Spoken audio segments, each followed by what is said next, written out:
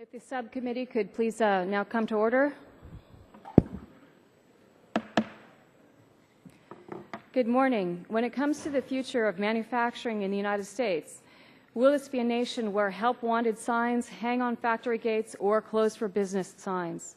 Today our subcommittee will tackle a critically important subject: can American manufacturing thrive again?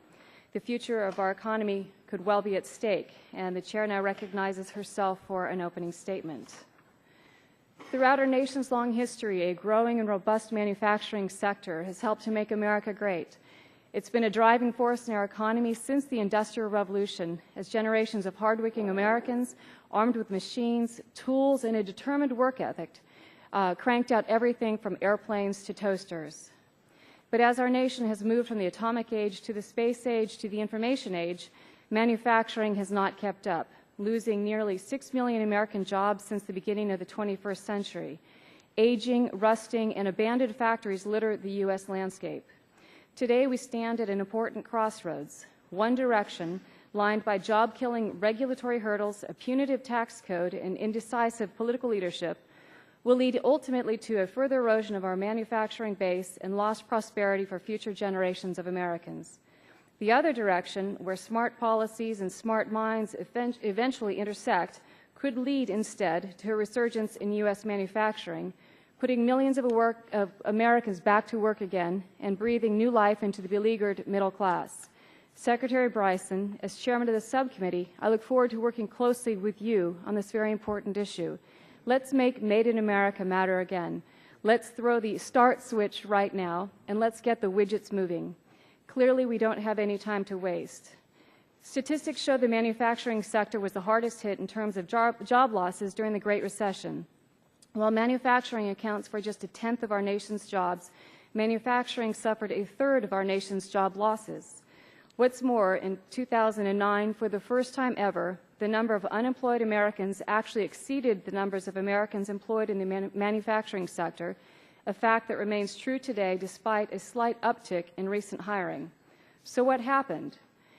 The U.S. was the undisputed leader in manufacturing for decades, with the world's largest manufacturing economy producing nearly 1/4 of all globally manufactured products. But that leadership is now in serious jeopardy, so it's vitally important to consider what is at stake for our nation. According to a report by the National Association of Manufacturers, American manufacturing supports nearly 1 in 6 U.S. jobs, which pay on average over $75,000 with benefits. Additionally, manufacturing jobs have the highest multiplier in the U.S. economy. Every dollar in direct spending produces $1.35 in additional indirect output. Conversely, every manufacturing job eliminated in America results in the loss of 2 other jobs elsewhere in the economy. So as policymakers, we are facing several critically important questions. First, what is the true state of the manufacturing sector today? Second, what factors are impeding a comeback? And finally, and most importantly, what policies could aid the manufacturing sector's recovery? Here's the good news. Historically, manufacturing is the hardest hit during a recession, but the quickest to recover due to pent-up demand for goods. Recent numbers from the Bureau of Labor Statistics provide a glimmer of hope that the U.S. manufacturing sector may indeed be rebounding. Last year, for the second consecutive year, American manufacturers actually added jobs. Prior to that, the manufacturing sector had suffered job losses every year since 1997. What's more, according to a recent report by the Boston Consulting Group, rising wages in China, the rising cost of energy and real estate in China, and the rising cost of transporting goods back to America for consumption are beginning to make the United States a much more attractive option once again for many manufacturers. But still, other observers see a real cause for concern buried within the recovery numbers. Overall, the U.S. lost 5.7 million manufacturing jobs since 2000, a rate of decline that exceeded even the Great Depression, according to a study by the Information Technology and Innovation Foundation. Compounding this problem is a very sobering fact. The U.S. lost a staggering 66,000 manufacturing firms, an average of 17 per day, over the same period. At the current rate of recovery, ITIF estimates the manufacturing sector would not return to 2007 job levels until at least 2020. There are other factors contributing to this slow rate of recovery as well. In its 2009 report, Facts About Modern Manufacturing, The National Association of Manufacturers identifies external policy-rated costs such as a persistently high corporate tax rate, the high cost of health care, the rising cost of energy, regulatory costs, and tort costs as serious barriers to manufacturing. Simply put, there is a prevailing sense among many people that the U.S. is falling even further behind in fostering an environment conducive to job creation. So when it comes to U.S. manufacturing, is the glass half full, half empty, or will it remain shattered on the kitchen floor for millions of out-of-work Americans? Mr. Secretary, let's work together to sweep up the glass and then set the table for a manufacturing comeback. I continue to believe without a doubt in the greatness of America, and Made in America should continue to be a shared pride for all of us. And with that, I now recognize the ranking member of our subcommittee and want to, in advance, wish him a happy 65th birthday, which we will be celebrating next week. So, Mr. Butterfield, you're recognized for 5 minutes for your opening statement. Let me thank you, Chairman Bono Mack, and I especially thank you for those kind words and wishing me a good birthday next week. I've been looking forward to it for a long time, and it's finally come. But let me also thank the witnesses for their anticipated testimonies today. We know the schedule is kind of disjointed this morning, but thank you so much for your patience. Madam Chairman, there is no more important issue to working Americans than the ability to get and keep a job, provide for their families, and ensure that when their children grow up, they too can succeed. The causes of the most recent recession are many. They are indeed complex. While the solutions can also be complex, one thing is certain. The creation of jobs benefits the entire economy, and in recent monthly employment reports, we have begun to see the fruits of that labor. Over the past 2 years, the manufacturing sector has added more than 450,000 jobs. Not since the Clinton administration has the sector seen such fast growth.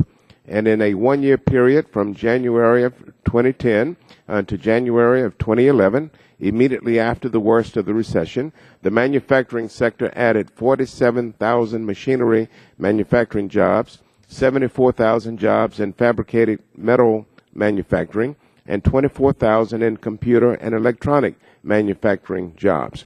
My state of North Carolina is the 5th largest manufacturing state in the country and the largest in the Southeast. The manufacturing sector provides about $80 billion to our GDP, or roughly 19.5% of the total. The nearly 11,000 manufacturing companies in North Carolina employ almost 15% of the total workforce, equating to well over 500,000 jobs that pay $65,000 annually on average. Many of these jobs are in advanced manufacturing and produce high-tech goods used in the defense industry. For example, Telephonics is a defense and homeland security contractor located in Elizabeth City. Telephonics designs and manufactures sensors and communications equipment and tests and integrates these systems into U.S. military and Department of Homeland Security aircraft. DSM, also located in my congressional district in Greenville, North Carolina, produces all of the revolutionary Dyneema fiber that is the key component in the new enhanced combat helmet, which will better protect our service members in the Marine Corps and Army without increasing the weight of their helmets. AAR, another corporation located in Goldsboro, North Carolina, designs and manufactures a wide range of machined and composite structures for aerospace and defense applications. There's also the North Carolina Biotechnology Center. This center was created out of necessity as traditional industries like textile and furniture manufacturing began to disappear. The center is the most experienced organization of its kind in the world and works to promote the cultivation and development of biotechnology applications throughout North Carolina, whether they are taking place for medical, agriculture, or energy purposes. And they join us today, and I'm excited to hear from them. I hope I can be here when we have the testimony of the witness. I'm going to have to leave shortly, but hopefully I can be around for his testimony. It is clear that American manufacturing is primed for a renaissance, and House Democrats' Make It in America agenda provides even greater opportunities for success through key policy initiatives. Several Make It in America initiatives have already become law, including bills that cut taxes and created loans for small businesses, sped up the patent process, lowered costs of raw materials, and helped to end tax loopholes so that companies are discouraged from shipping jobs overseas. In the 111th Congress, the House also passed Make It in America legislation to support American clean energy firms, invest in job training partnerships, and hold China accountable for the unfair currency manipulation that cost American jobs. When more products are made in America, more families, too, can make it in America. And so I look forward to the testimony today and thank each of the witnesses for being here and being so gracious with your time. I will submit my entire written statement for the record. Thank you. I yield back. Thank you, Mr. Butterfield. And now we have several members on our side who wish to make an opening statement in a total of 5 minutes. So I urge them to keep their remarks as brief as possible, and I will yield the 5 minutes to Mr. Stearns, who will then yield accordingly. Thank you, Madam Chair. This is the third hearing we have had on this subcommittee on jobs, and it's, of course, a concern for all of us. And what we're also concerned about is a high tax rate in America. I think just simply lowering the corporate tax code and prioritizing the need for a skilled workforce would help. Other factors like the high cost of health care costs are going to impact this country, and rising energy prices. So we need to have a full energy program. And furthermore, we know that legitimate U.S. companies are losing jobs as they're forced to compete with offshore companies that steal American technologies. Having the FTC, the Federal Trade Commission, use its narrow Section 5 authority to bring targeted cases against these offshore companies will simply demonstrate that access to U.S. markets will not be permitted to companies whose business model is based on theft. These are things we can all work together on to strengthen our economy, and I look forward to our hearing. With that, I recognize Dr. Cassidy. Thank you. Clearly, our problem in our economy right now is unemployment, and we know that that unemployment is disproportionately focused upon blue-collar workers. Those workers have traditionally been employed in mining, manufacturing, and construction. Now, I think we're all encouraged that the renaissance in mining and North American energy assets, fossil fuel in particular, have led to a renaissance in manufacturing, as recently discussed in the New York Times, CNN Money, and elsewhere.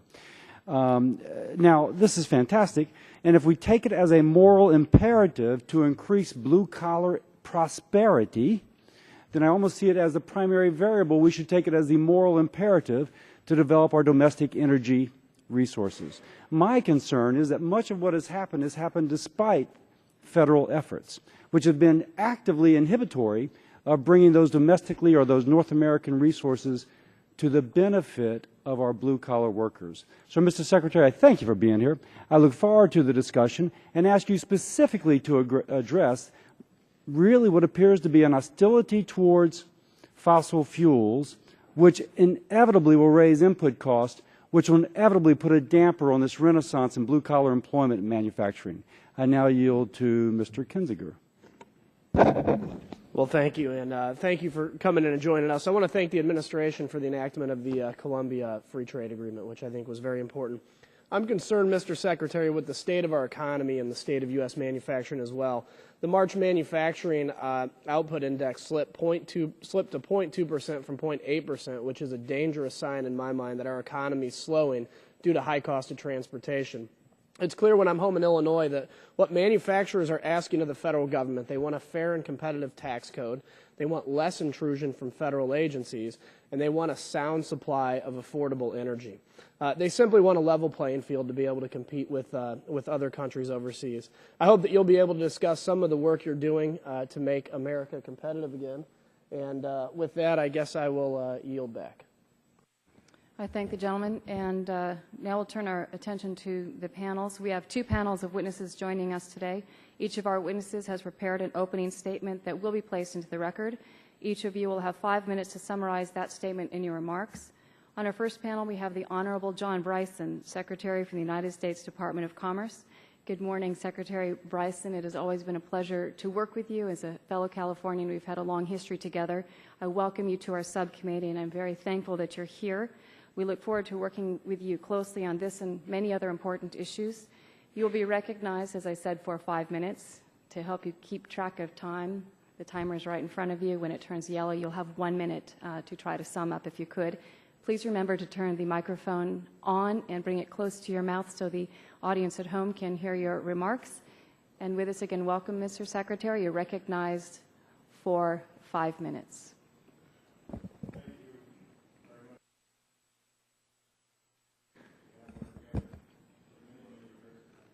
Working with you here on this. And Rank, can you hear? Especially if you're complimenting the chairman, it's a good thing to have the microphone very close to your mouth. Pull closer. Pull the whole thing closer. And how's that? much better, thank you. All right. So I said thank you to the chairwoman, and now to the ranking member Butterfield, and to all of you, the members of this subcommittee. We thank you for your support for the incredibly diverse array of manufacturers in your districts and throughout the United States. Today, I'm pleased to provide an overview of the administration's efforts to support manufacturing. After a decade in which we lost 6 million manufacturing jobs, as you know, and some of you touched on this, we are now seeing positive momentum in U.S. manufacturing. Over the past 25 months, our manufacturers have created nearly 500,000 jobs. So that is the best streak in the United States since 1995, and 120,000 of those came just in the last 3 months. Last week, I traveled widely visiting manufacturers. Last week, I saw this firsthand in Tennessee. For example, I saw there a new, just constructed, 1 million square foot Whirlpool facility. It's now the largest cooking product facility of its kind in the world. Extraordinary. And these examples are important because manufacturing jobs tend to be high-paying jobs with good benefits for middle-class working families. And manufacturing is truly key to America innovation and competitiveness. Manufacturing accounts for 70% of our private sector R&D, of 90% of our patents, and 60% of our total exports, including a record $1.3 trillion in goods exported last year. So today, I think we all agree we need to build on this momentum, and I heard it in your comments. After all, if we lose the ability to turn ideas, American ideas, into American products, if we lose that, our innovation chains would break, and we would lose our long-term capacity to compete and create jobs. As you have seen in my written testimony, we are focused on 4 key areas at the Commerce Department. I'll touch on these quickly. First, promoting innovation and protecting intellectual property. Second, establishing regional manufacturing partnerships. Third, promoting investment and trade. And fourth, providing information and analysis on the manufacturing sector. On a broader scale, the President has laid out a number of proposals to support U.S. manufacturing. For example, he has proposed that we reform our corporate tax code for the first time since the 1980s. This would lower the effective rate for U.S. manufacturers to 25%.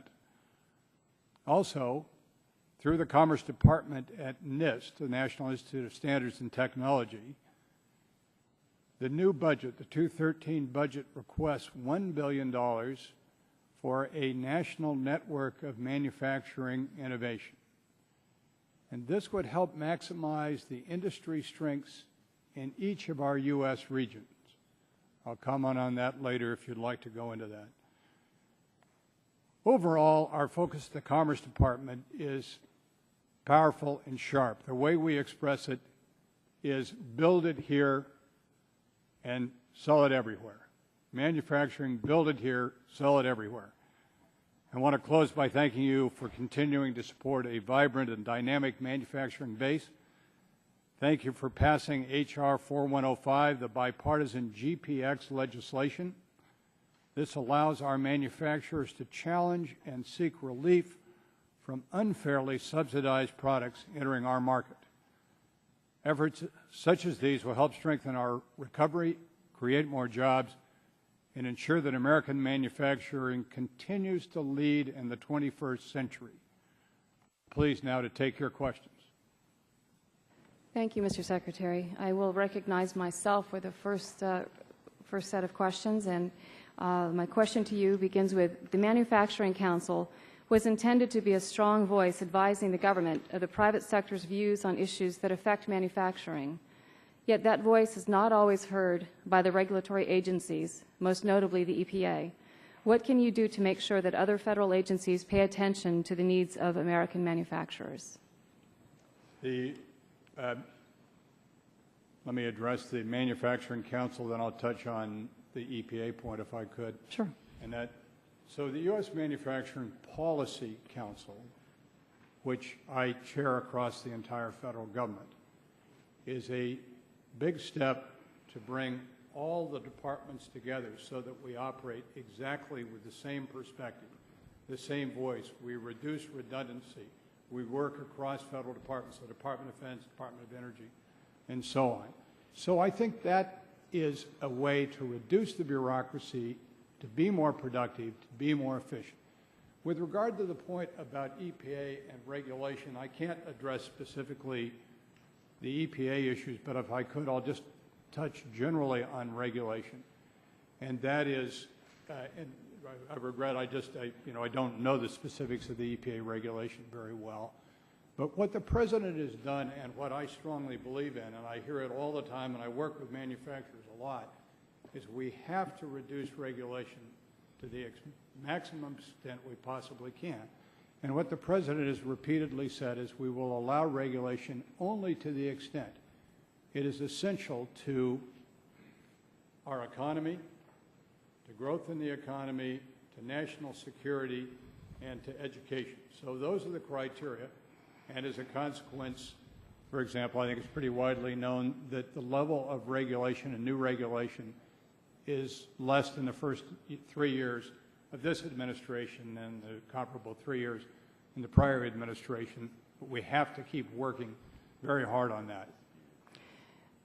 Thank you, Mr. Secretary. In the sake of time, because I know we have a time crunch, I'm going to cut my questioning short, recognizing that you and I spent a fair amount of time together yesterday, and you answered a whole host of my questions. So at this point, I'm going to yield back my time and recognize Mr. Butterfield for 5 minutes. Thank you. Mr. Secretary, the steel industry is a major employer in my district, employing hundreds of hardworking men and women with solid jobs that they can support their families with. The industry is still recovering from the Great Recession, and increased imports of low-priced imports have hampered that recovery. Specifically, imports of hot-rolled steel from Russia have surged into the U.S. market, increasing by more than 50% between 2010 and 2011. There is a trade agreement covering these imports. And in fact, the Commerce Department and the U.S. International Trade Commission ruled last year that this remedy should stay in place to prevent injury to the industry. However, the remedy is no longer effective in preventing dumping. The pricing mechanism in the agreement is so outdated, it literally gives Russian producers a license to dump their steel in the U.S. My constituents brought this to the attention of the Commerce Department, and I understand that you may be currently negotiating with the Russian government to update the agreement so that it reflects current conditions and is effective in preventing dumping. Can you give me and my colleagues an update on those efforts? Can you assure me that you will hang tough and make sure the agreement is revised in a way that prevents further injury to the industry and workers? I appreciate you giving this matter the urgency that it deserves. We have the responsibility in the Commerce Department to see to it the trade laws are respected, honored, and we prosecute many, many cases in which it appears there has been anti-dumping, countervailing duties that we needed to impose because subsidies and other means of undermining U.S. manufacturing were being hurt. I don't know the Russia case. I will have to get back on that to you later.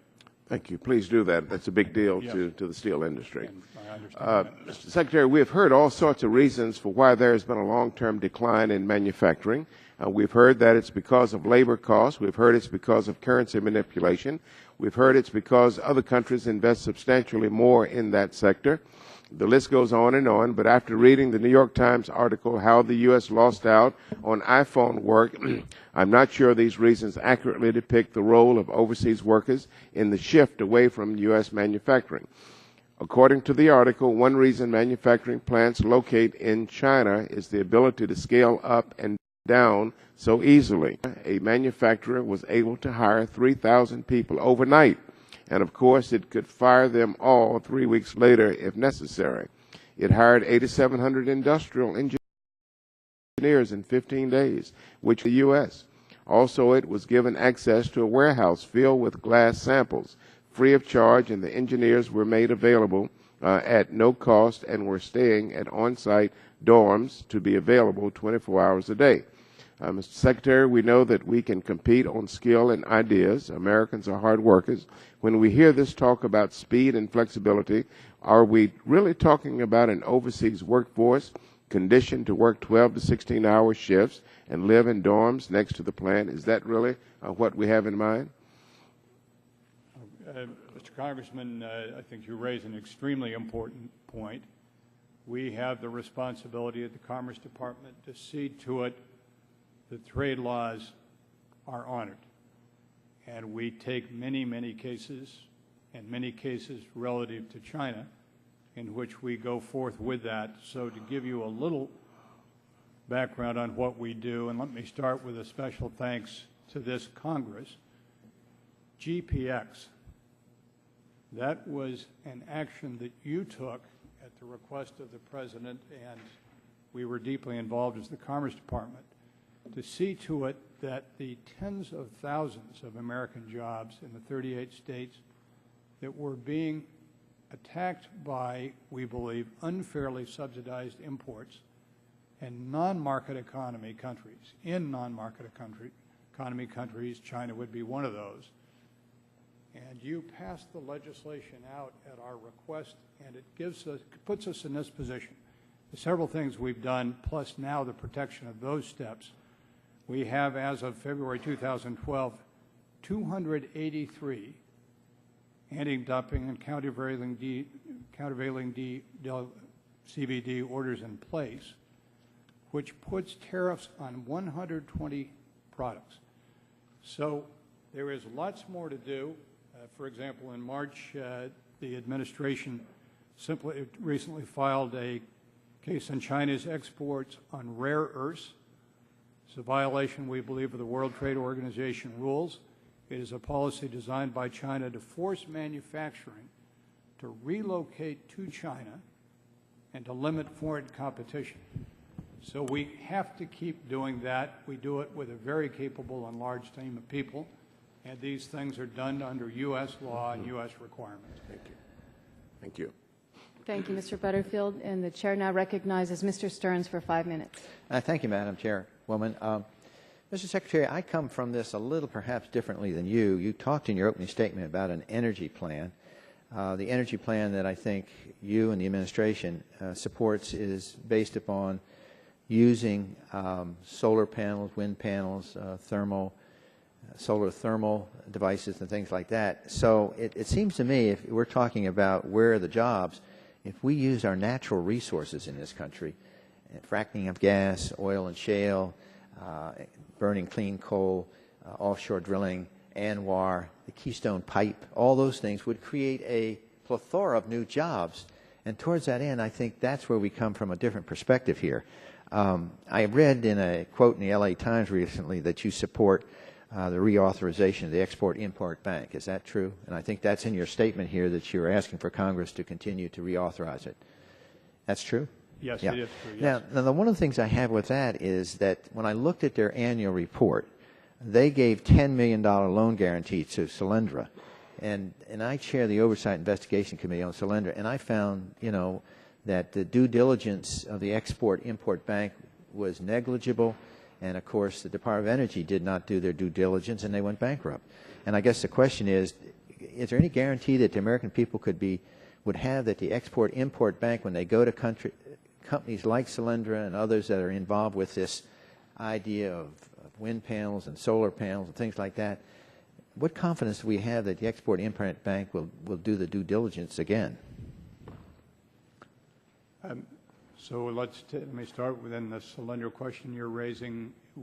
No, it's not so much Solyndra. It's just that you're recommending the Export-Import Bank provide more money, and lots of it is going to these companies like Solyndra. So I think you should be aware that before you ask us to do this, there should be due diligence and caution the Export-Import Bank to be careful about giving out money without being sure that it's going to be worthwhile. Does that make sense? The Export-Import Bank plays a very big role in exports. No, I understand that, but the point is they gave Solyndra $10 million without due diligence. I just want to make sure it doesn't happen. Let me go on. Let me ask you another question. You've been chairman of the board of Bright Source Energy. Is that correct? It was for a time, Yeah. yes, about 9 months. Now, that's another company that, this goes into my idea of developing jobs in this country could be done through our natural resources and not, feathering up a lot of these solar panels and solar thermal and wind turbines.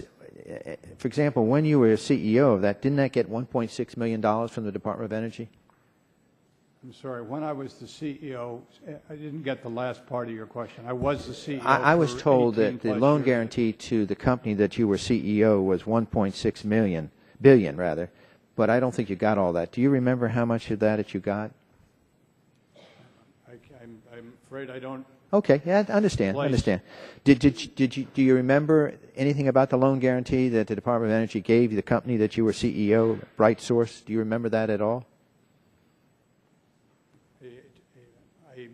Just yes or no. I will check, but I don't believe my company had.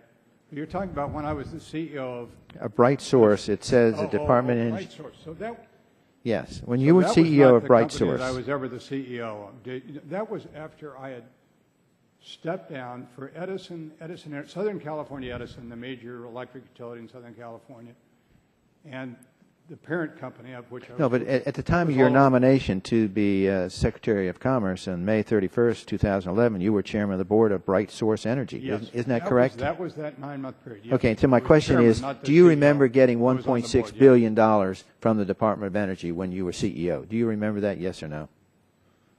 If you don't, I guess a real larger question is this idea of giving. The answer is no. Okay, I don't. You don't remember. I don't. So the real question is, we're giving money to a lot of companies that are being provided loan guarantees. They're going bankrupt. Abounds, Beacon.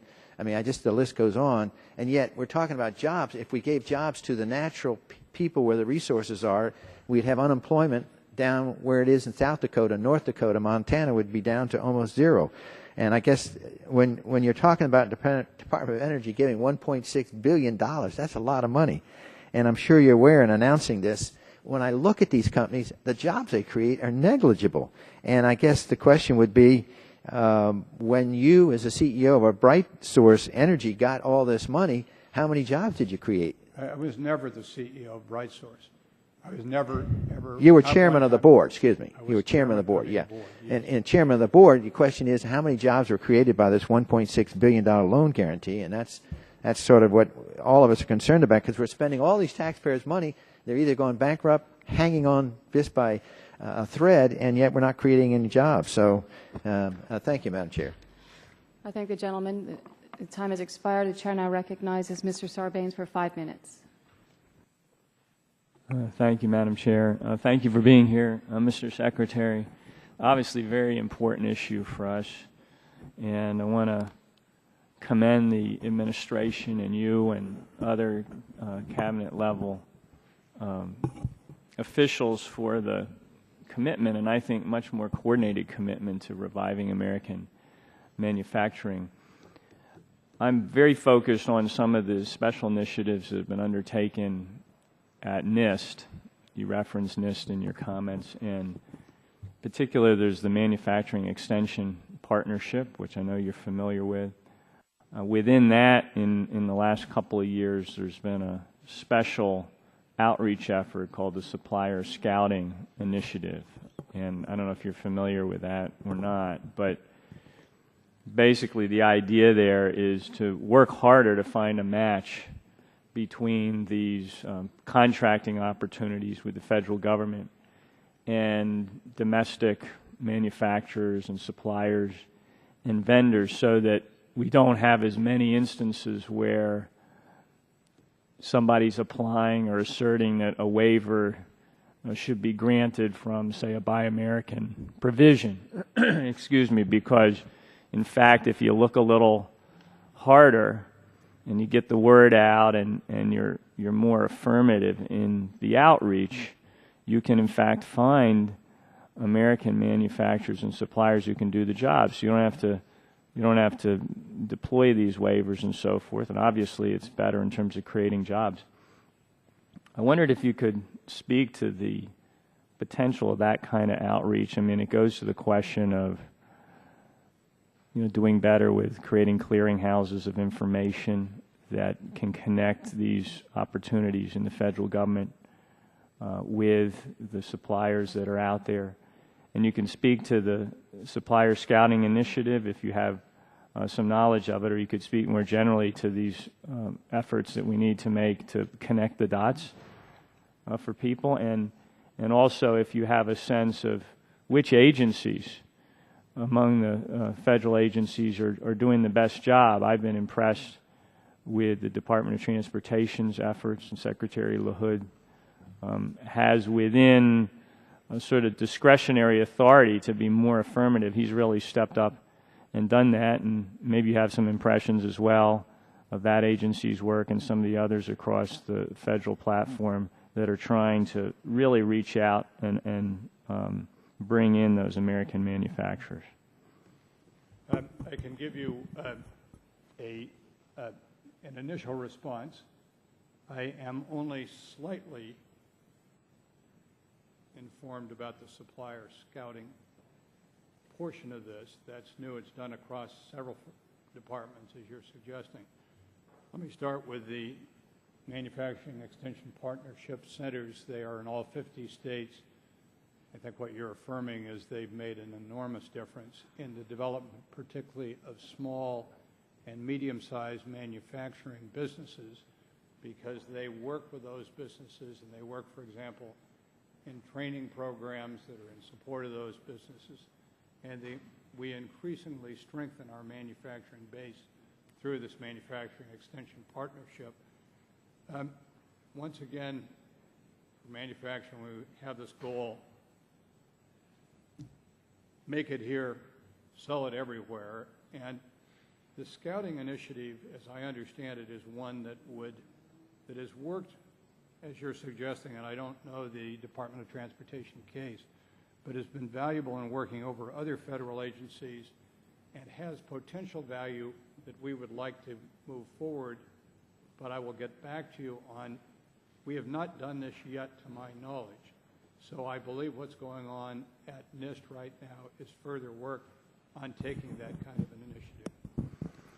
Well, I'm very supportive of it, and just we want to avoid looking back from the future and having vendors and subcontractors and other American manufacturers out there when they're told that an agency said, well, we couldn't find anyone who could fill this niche or do this job.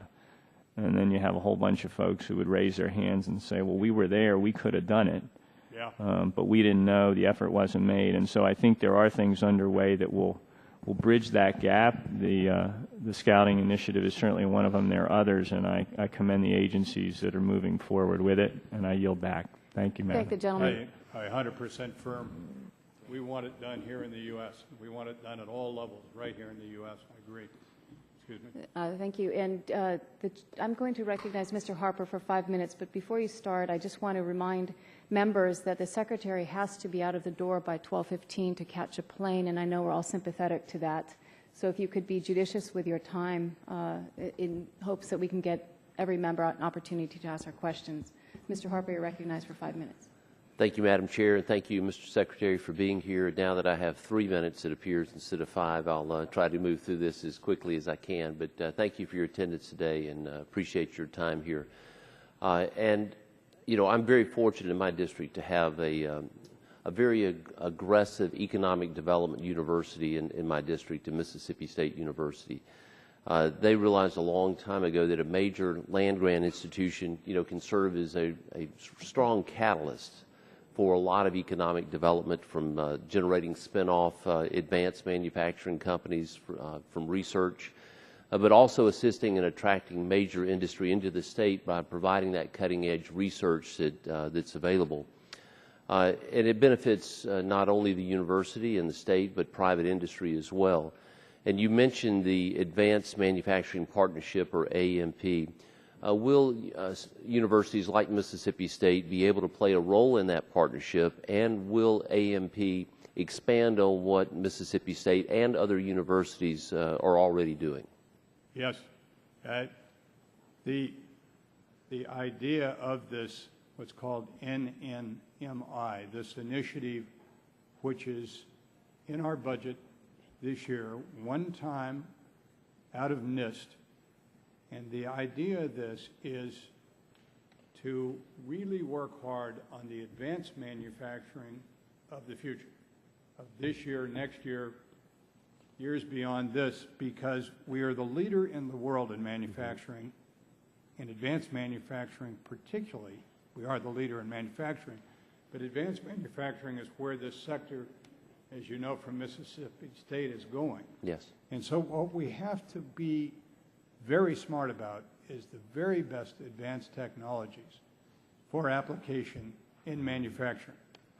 And the reality is technology is going to be a big part of this, and we have to work with these outstanding universities. So this NNMI initiative is to bring together just what you're describing, the outstanding universities working in this area, the outstanding private sector leaders that are working in this area, working in the labs with NIST, the National Institute of Standards and Technology.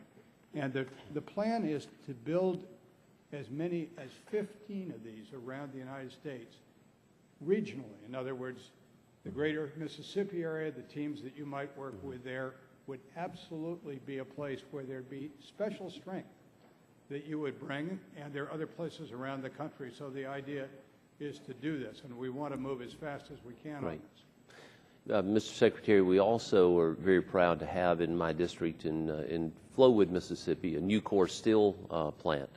And they've you know, gone through a lot of difficult times. You know, when the demand for steel fell below 50%, they still didn't lay off a single worker. It's a great story there. While the market's gotten better, and you touched on this with Mr. Butterfield, and you know, a surge of imports of rebar from other countries are kind of stopping this recovery in its tracks.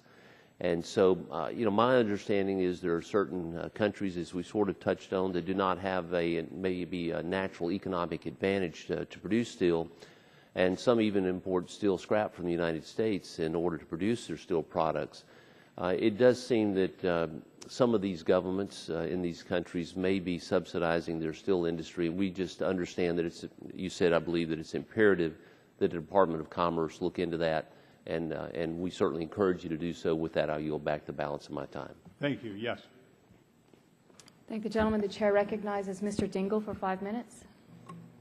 Madam Chairman, thank you, and I commend you for the hearing. I want to welcome my old friend, Secretary Bryson, here. Mr. Secretary, welcome. He has a distinguished record as a public servant and also as a very successful businessman who was interested in his community and produced great things. Welcome, and we're delighted you're with us. Thank you. It's clear to me that manufacturing and innovation are connected, and in order to equip future workers with technical skills, it's now more important that we work hard on this than ever. I have some questions I think would be useful in us understanding what the administration are doing. This will require yes or no. Mr. Secretary, is it correct that for every $1 of federal investment in MEP, American manufacturers generate approximately $30 in new sales growth, and that growth is shown to result in close to $4 billion in new sales annually. Yes. Thank you, Mr. Secretary. Chairman, now, is it true that You've worked on MEP this helped? for a long time, and I respect it enormously. Yes. Well, I don't mean to hurry you in your No, response. I don't feel hurried at all. These questions are given with respect, but we have very little time, as you can observe. Mr. Secretary, is it true that MEP helped create 19,000 jobs and retain over 40,000 jobs in fiscal year 2010? Yes. And that was a year of depression, was it not, or recession? Yes. The administration has requested level funding for MEP in fiscal year 2013, about $128 million. Is that correct? Yes. So you're telling me that the $128 million in investment in this will yield close to $4 billion in new sales. Is that correct? That's exactly right. Seems like a good investment to me. Now, Mr. Secretary, I would simply like to observe that we ought to be quarreling up here whether we're going to put that much money in or whether we're going to put more, because it seems to be an investment that pays off and that a sensible businessman would like it very well. Do you agree with that statement? I do agree. Mr. Secretary, a lot of companies depend on very expensive software for advanced manufacturing, such as Ford, Chrysler, and GM in my district. The software is more often than not developed by American firms. American manufacturers purchase software legally, but I'm sure many companies overseas pay nothing for pirated software and use it without a license. That puts our people at a tremendous disadvantage. What can the administration do to level the playing field for honest manufacturers and lawfully purchase software and other information technology that they use? I think, Mr. Secretary, given our time problem, you should give me a brief answer, and then I should request that you submit further comments for purposes of the record. Thank you. Go ahead, Mr. Secretary. Yeah, give me a response. We have a minute 59 seconds. It is absolutely unfair that our intellectual property be taken from us without compensation and it be used elsewhere as if it was not originated here. So we need to stand strong against that, and I won't go further, but I can commit something. I'd like to tell you about the instances in which the Commerce Department in various ways has addressed that issue. I won't take that time right now. Now, Mr. Secretary, we lose twice at this. Once our software people lose, and very significantly, and then our manufacturers pay higher prices than do the people that use or buy or acquire in other ways knockoff software. Is that right? That's entirely right. And that hurts us twice. It does. Mr. Secretary, it's a pleasure to see you here. Thank you for being with us. Thank you, Mr. Chairman. Secretary, I yield back a minute. With your help, I yield back a minute and 58 seconds. Thank you, Mr. Dingell. The chair recognizes Mr. Lance for 5 minutes. Thank you very much, Madam Chair, and good morning to you, Mr. Secretary. It's my honor to meet you here today, sir. The innovative U.S. biopharmaceutical sector generates high-quality jobs and enormous economic output and exports for the economy of this country. As I understand it, nationwide, the total economic output from the biopharmaceutical sector's direct, indirect, and induced impacts was almost $1 trillion. And the sector supported a total of 4 million jobs in 2009, including 700,000 direct jobs. The district I serve in New Jersey is arguably the medicine chest of the United States. What is the administration doing, Mr. Secretary, to retain this country's global leadership position in biopharmaceutical R&D and manufacturing?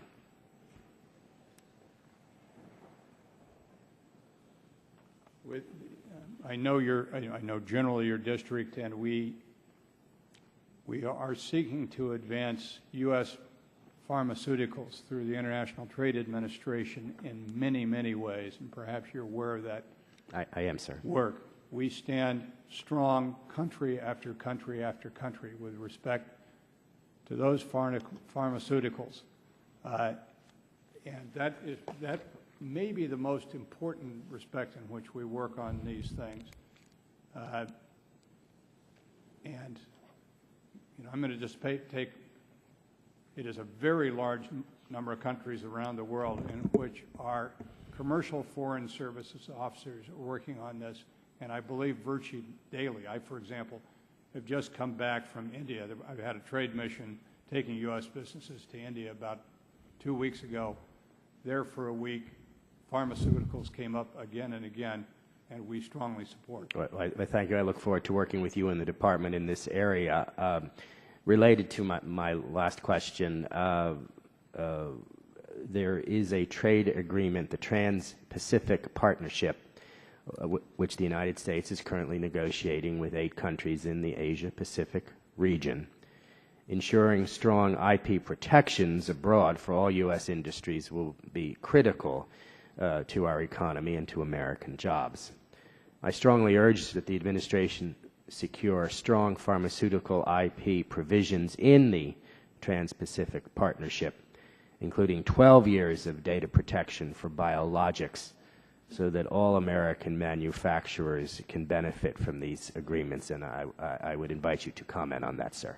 Yes, and I'd like to comment on that. Trans-Pacific Partnership is a high-grade form of free trade arrangement. So we have these agreements now, and what we need to do is bring them to greater specificity and expand them more broadly across the Pacific Rim, Southeast Asia, those countries. And this is, the President stands for this. I enormously stand for it, because what we have to have in these agreements is not the kind of agreements that have so many holes in them that, for example, our incredibly able pharmaceutical industry may be left out to some degree. We can't afford that. This is what we need to do with the talent we have in this country. So absolutely, I am supportive of that. Thank you very much. I look forward to working with you on this and other issues. And Madam Chair, I yield back 1 minute, 13 seconds. Thank you, Mr. Lance. Mr. Rush, you're recognized for 5 minutes. Thank you, Madam Chair. Mr. Secretary, I commend you for your leadership and for the vision that you are bringing to the agency. You have the difficult task of advancing the President's manufacturing agenda at a time when U.S. corporations are facing global competition, at a time when American corporations are losing market share to growing export countries like China, Southeast Asia, and India. The policies you are currently implementing aim at ensuring the U.S. access to global markets and to enable manufacturers to reach 95% of consumers who live outside of our borders. I would add that our industries do not only have to be competitive, but they have to also be one of the fastest in terms of market share gain, for we'll be able to reduce the current trade deficit. Obviously, we have to be innovative, proactive, and not overlook any market. And in light of this, I am curious to know which particular markets are you targeting in your investment strategy? In other words, which markets do you think is ripe to receive American products? And I have another question, and I'll ask these questions. Nowhere in your statement, and I might be wrong, have I seen reference to the African market, which according to many reports is the fastest growing region in the global economy. You are aware, I'm sure, of the Economist article that states that over the past 10 years, no fewer than 7 of the world's 10 fastest growing economies were in sub-Saharan Africa. And the only BRICS countries to make the list of the top 10 is China, which comes after Angola. And projections are that Nigeria, Ethiopia, Chad, Mozambique, Tanzania, Congo, Ghana, and Rwanda are projected to increase and take the lead, and that Africa's economy will grow at an average annual rate of 7% over the next 20 years, slightly faster than China's.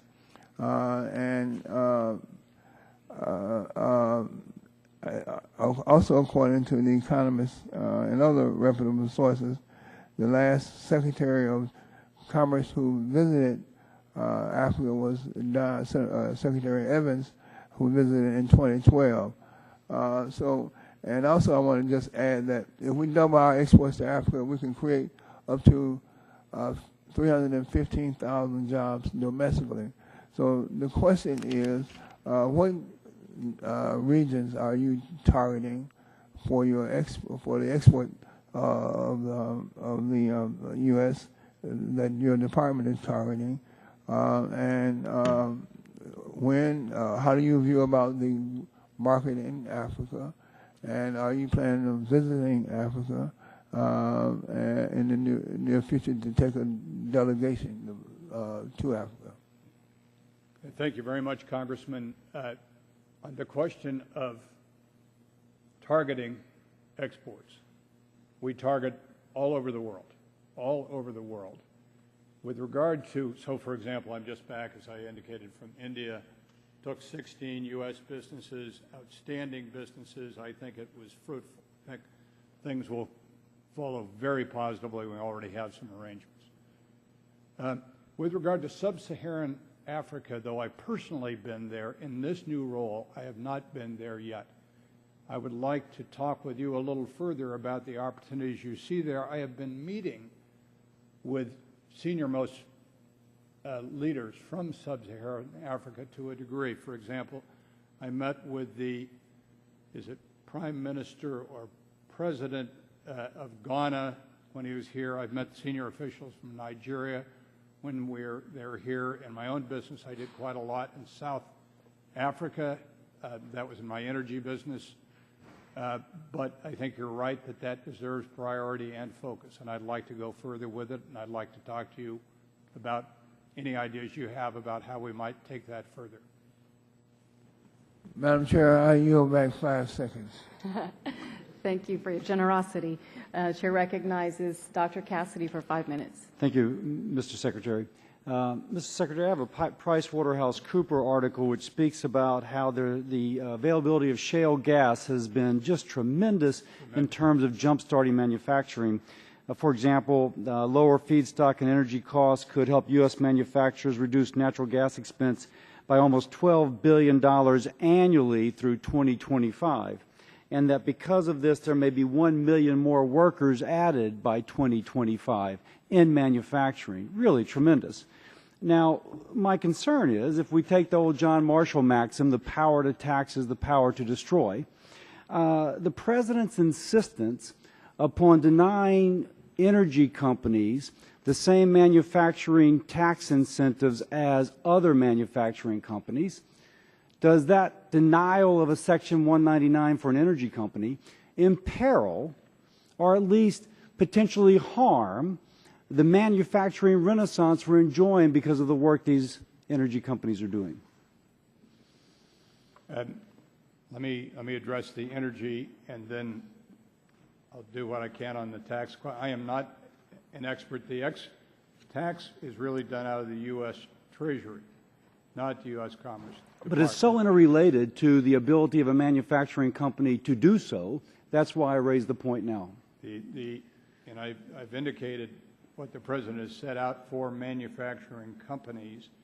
But let me also say to you, I absolutely agree that your point about the incredible value to the United States now of this natural gas find, so that we become more dependent.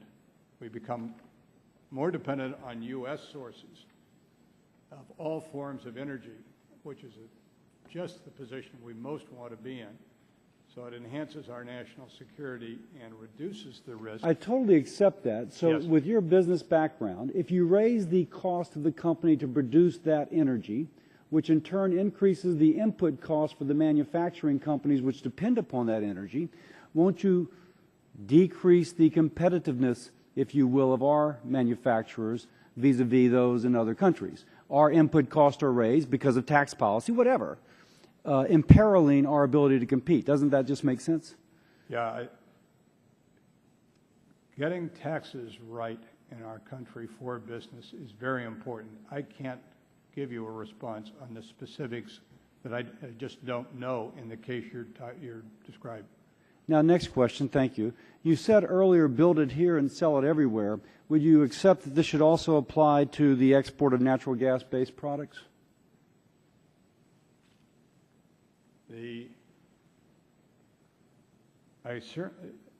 What I'm asking, what I'm trying to puzzle through in my mind as you're asking this is, with regard to manufacturing, in every respect, I'm in favor of build it here and sell it everywhere. The case, if you'd take me deeper into the manufacturing component of what you're addressing, I will say if it is manufacturing, that's what I'm supporting, and we're working hard in every way. And I think you'd find, for example, that I've been very supportive, for example, with the U.S. oil companies in supporting their overseas positions. I'm very strongly supportive of that. So some would argue that we should not export natural gas or natural gas refined products. Yeah, you would okay. You would accept, if we have an abundance of natural gas, you would accept that or its refined products could be exported? I would, yes. Okay, that's fine. I have plenty more questions, but I yield back for my colleagues. I thank the gentleman and now recognize Mr. McKinley for 5 minutes. Thank you, Madam Chairman. Chairwoman, Mr. Secretary, I've got a question. Back in Pittsburgh in 2008, the president was very aggressive. President Obama, then candidate Obama, was very aggressive in contending that China was manipulating its currency. Is China still manipulating its currency? Remember what he said they were. Are they still? I believe that China is still manipulating its currency. I believe that if that's the case, he went on to say in his remarks, Mr. Secretary, he said, if they are, then we're going to start shutting off access to our markets. What market have we shut off? Say it to me again. So he said if they're going to continue manipulating their currency, we're going to start shutting off access to our markets. I'm curious, which markets, now 3 years in his administration, has he shut off? Let me address what is within my area of responsibility. The Department of Treasury deals with the tax issues, deals with the currency issues. But what we are responsible for at the Department of Commerce is seeing to it that there's no violation of trade laws, and it's important in direct response to your question that is anything that is done, for example, out of China or any other. Okay, you're saying it's not in your department then? What I'm saying is that the reason that we have right now the very, very large number of orders that make it such that we impose heavy tariffs on goods that come from these countries is an offset to the fact that they're subsidizing unfairly under those laws. So that is maybe we get back, if you could get back to us with a little bit more writing, I would appreciate that. If you could maybe explain, because we are short time on this, and I'd like to understand, you have acknowledged that they are manipulating their currency. The second is, you made an interesting remark that I appreciate. Let me just say, if I could, we can refer that to the U.S. Department of Treasury. I'd be happy to refer it to them. That is where the judgment is reached about Treasury. Okay.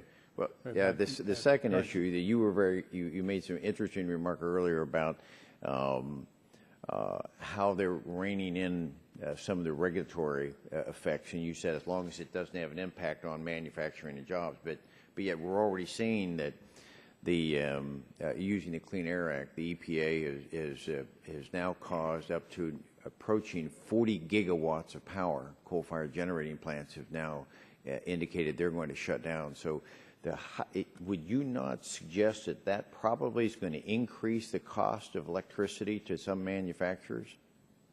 When you have over 10% of our electric generating plants closing, isn't that likely to increase the cost of utilities? You'll have to give me a little more in the case in point, but let me say, in general, what the President has stood for very strongly is limiting, reducing I the hear level what he's of saying, regulation. what he stands for, but And it's so- what he's doing, and he's allowing to happen. That's why I'm just asking your question: do you recognize, or does the Congress recognize that decreasing electric generating facilities is likely to increase the cost of electricity? It's a yes or a no. Let me address regulation, then I'll address utilities briefly, if I could. The regulation is the only thing that is allowed in this administration with regard to regulation is things that bear strictly on health, safety, and security. That's it. That's all. So what, as perhaps you've seen in some EPA cases, for example, the President has not allowed those to go forward. With regard to what happens to utility power costs, new forms of generation are less expensive than old forms of generation in many cases. If they're subsidized, I suppose I go along. No, Listen, I know a because difference they in time. become more The last efficient, is that comment more that the congressman from New Jersey mentioned about the letter about Russia. This is a letter sent to you in February 17th. So for your staff to be able to find that, there was a letter directed to your attention on February 17th asking. So perhaps they need to communicate that to you. All right. Thank you very much. Thank you. All right. The chair recognizes Mr. Pompeo for 5 minutes. Great. Thank you, Madam Chairman. Good morning, Mr. Secretary. Good morning. Thank you for joining us. I appreciate your enthusiasm for the growth of American manufacturing. The President, I represent South Central Kansas. It's the air capital of the world. The President has more times than we have minutes remaining in our day. Talked about corporate fat cat jet owners. We have one of the last great manufacturing jewels left in America that has not asked for a dime, doesn't want a grant, doesn't want a loan, doesn't want to be bothered. Would just like to have your supervisor, President of the United States, stop talking down this incredibly important industry. Can you walk me through how he thinks the customers for these union workers, these engineers that live in the heartland of America who are building these airplanes, how talking down that industry has anything to do with job creation in America? So I'm sorry, just take me a little further. What industry are you It's talking the about? general aviation industry. We have Cessna and Beechcraft and Learjet and Boeing and hundreds of suppliers that live in South Central Kansas and make their livings building these very airplanes that are sold to the folks that the President refers to as corporate fat cat jet owners. And it hurts the industry when he makes it politically incorrect to fly around in a business tool. And so I'm asking you what the job creation rationale for talking down the aviation industry could possibly be. My experience, and I know this directly, I was for 18 and a half years a member of the Boeing Board of Directors. The President has been very, very supportive of U.S. aviation. And when I do the tours that I do around the world, I am again and again and again espousing U.S. aviation. Component parts, Well, I supply, appreciate that. That's what I do. I appreciate that. It's an incredibly important industry. It's one of our largest export industries in America. It's incredibly important. He may be supportive of it, but the things he says when he speaks and his notion that we should increase user fees and that he wants to increase taxes on general aviation users are inconsistent with your statement that he is supportive of that. So anything you can do to help make sure that folks want to use these as business tools. They're very efficient. They're a great product, and we make them here in the United States of America. I want to turn to a second topic. You said you go out to a lot of manufacturers. I actually was a manufacturer for a few years before I came here. When you ask them the things that restrict their ability to create and grow jobs, and they list the top 3 or 4, do any of them talk about receiving federal grants as important to their desire to continue to grow jobs? Do they say, Mr. Secretary, the most important thing you could do for me would be to provide a federal grant to my business? In the advanced manufacturing area, and principally, possibly exclusively the advanced manufacturing area, yes, because the focus there is in a globally competitive world to retain the smarts, the very best technologies, the most outstanding means of retaining and enhancing our competitive position. and technology in the form of advanced manufacturing will be a significant part of that. And the role that the federal government plays by way of a stimulus and by the way the kind of work that is done at NIST, so right here in this area, the D.C. area, where we're doing, for example, this work on nanotechnology right now, and that is open in every case, invited. The only such thing, at least in the United States, the only thing I know, let's just say in the United States, where you, as a manufacturer focused on advanced manufacturing, can go and use the lab and bring in your best people, the universities that you work with, best people, and so on. I appreciate that. But most of the grant programs, the Economic Development Administration is a good example, aren't providing for advanced manufacturing technology. These are grant programs that are going to old line industries. Do those folks talk about grants? What I hear from them is I hear about get the government out of my way, get regulation out of my way, and allow me to go grow my job and help me with trade so I can have access to markets. I don't hear them say, I mean, even the president said when he was campaigning, he said, we need to cut back waste at agencies like the Economic Development Administration. His words, September of 2008. I haven't seen that. I've seen continued efforts of this Commerce Department to try and pick winners and losers in the manufacturing space. So, the federal government is involved in manufacturing in multiple ways. The Commerce Department is in multiple ways. The work of the Manufacturing Extension Partnership works with so many of these small and medium-sized manufacturers and in the communities and in the community colleges and so on that work with them. So yes, there's federal government, that there are dollars associated with that. What we try to do is use those dollars really, really well. With regard to the economic development, I'm sorry, my time. Go ahead. The Economic Development Administration, likewise, small agency, modest budget, very, very tight control over costs. And what it does, it is the only economic development administration across the entire federal government, and it does things, and we could provide you. I'd be pleased to provide you. I'd welcome that. I appreciate it. Thank you. Yeah. The Commerce Department has the opportunity to do so many good things. I just wish you'd spend less time trying to redistribute wealth and more time creating opportunities for everyone. So I thank you very much for your time. Thank you. Mr. Secretary, do you have time for one more question from the last member? I know if it's a rather brief question, the last member has a quick question for you.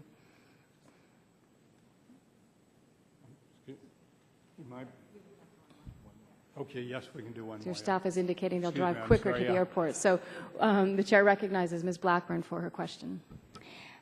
Thank you, Madam Chairman. And Mr. Secretary, you've been patient with us today, and we're appreciative of that. And I know that Congressman Dingell asked you a little bit about information technology. In my district in Tennessee, we've got a lot of performers as well as having a lot of small business manufacturers who purchase information technology in order to try to get a competitive edge. And then it turns around that they are competing with companies that in China or Russia or somewhere that have stolen that information technology.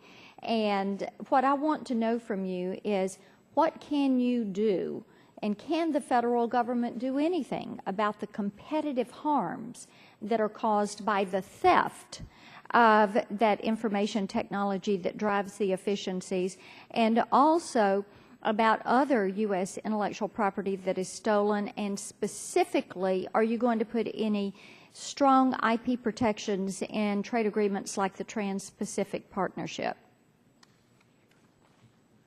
So the short answer is intellectual property that we do not get compensated for, that is taken in other countries, and there's no compensation and no recognition of where that initially came from, is flat out a loss to the people in our country who deserve the right to be compensated for what they provide. And with that, those people would only make better products rather than not getting the compensation they should have.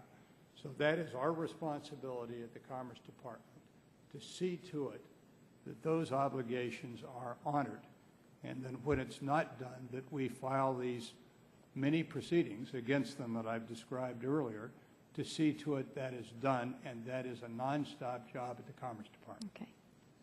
And then are you going to insert stronger IP protections with trade agreements like the Trans-Pacific? Yes. Thank you. Yield back. Thank the gentlelady. And Mr. Secretary, you've been very gracious with your time. We appreciate you being with us today. We all look forward to working with you in the future on the issues that we all care about so deeply. And together, let's just make printing help-wanted signs of booming business in America.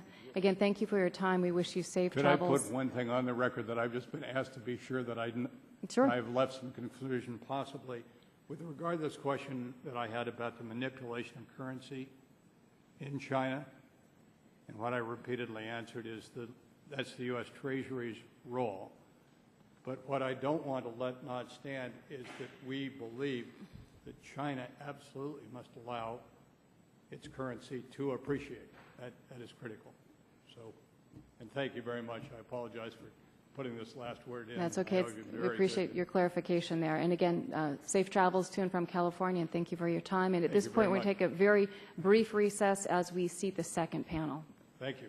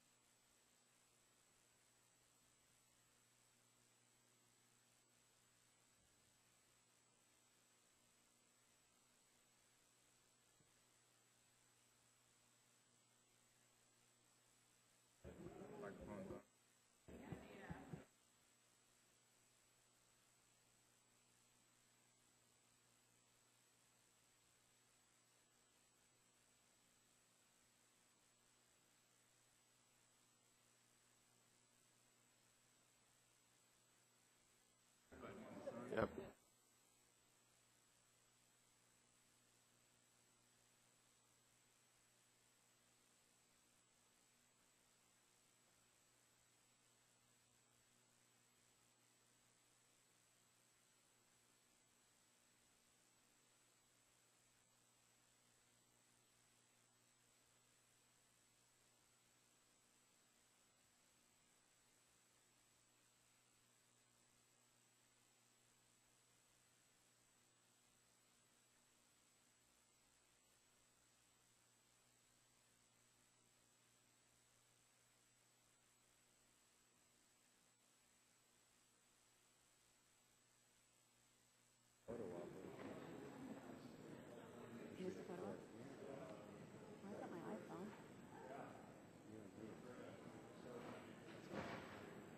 Well, we're still waiting for, is this our last witness?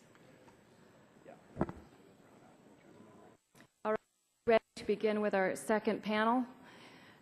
Joining us today are Dr. Robert Atkinson, President of Information Technology and Innovation Foundation, Alfonso Lubrano, President of Materion Technical Materials Incorporated and Vice Chairman of National Association of Manufacturers, Small and Medium Manufacturers, Craig Giffey, Vice Chairman and U.S. Leader, Consumer and Industrial Products at Deloitte, and Dr. Kenneth Tyndall, Senior Vice President, Science and Business Development from the North Carolina Biotechnology Center. Good afternoon. Thank you all for being here with us today in front of our subcommittee. You'll each be recognized for 5 minutes. To keep track of time, please watch the timers in front of you. When it turns yellow, you have a minute to wrap up. And if you can, please make sure to turn your microphone on and bring it close to your mouth The audience at home needs to hear you, and only they can if you're speaking clearly into the microphones. Dr. Atkinson, you are recognized for 5 minutes. Thank you, Madam Chairman and members of the committee. It's a pleasure to be here. ITIF has been doing a fair amount of research on what's actually happened to the U.S. manufacturing economy, and we'll be releasing a report shortly on what do we need to do to fix it.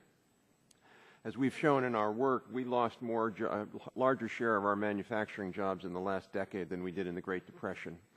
The consensus among most economists is that this is a reflection of superior performance, that all of these jobs were lost due to high productivity.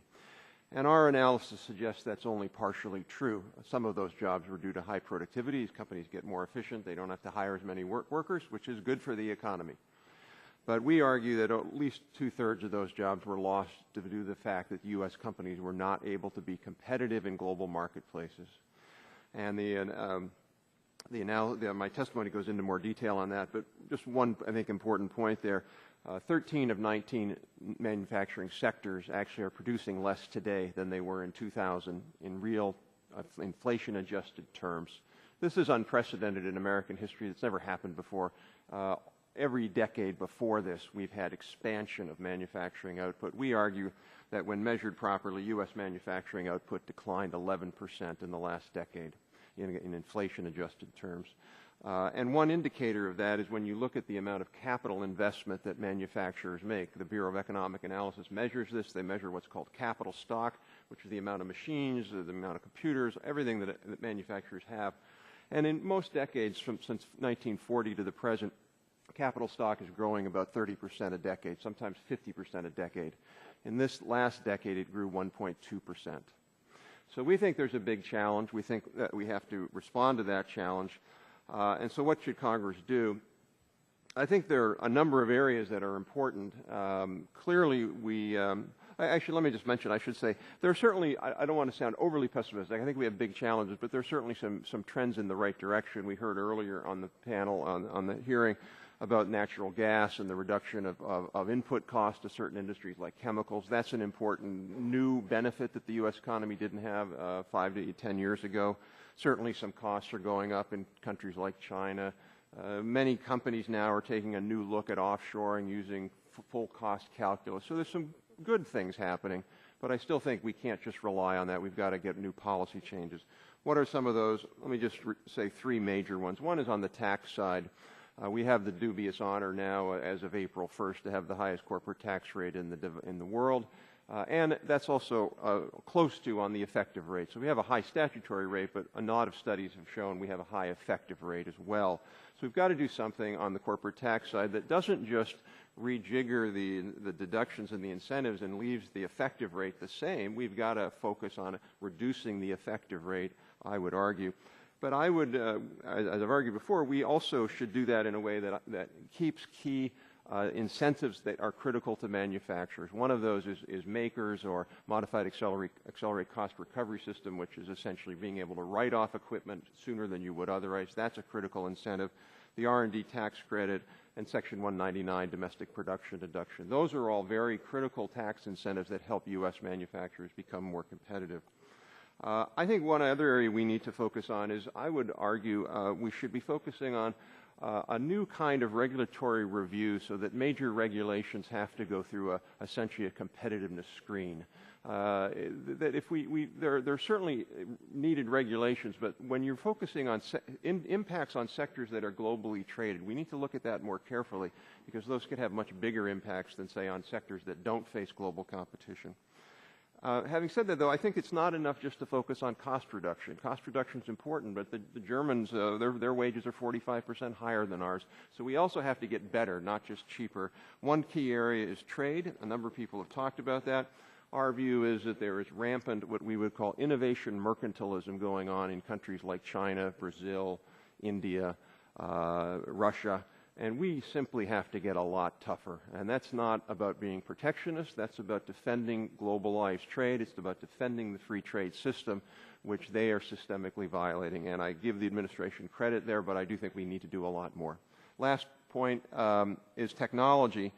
I don't think we can win this without doing all 3 things. We have to have the tax system trade system. But I do argue we have to have a technology system, and I give the administration credit and others here who've supported things like the MEP program and this new national institute, NNMI, National Network of Manufacturing Institutes. Many of our major competitors have these kinds of industry university cooperative partnerships that help develop advanced technology and get it out to companies. I think we could do a better job there as well. Thank you very much. Thank you, Mr. Atkinson. Mr. Lebrano, you're recognized for 5 minutes. Thank you very much, Chairman Mack, and thank you to the members of the subcommittee and allowing me this opportunity to testify on behalf of the National Association of Manufacturers.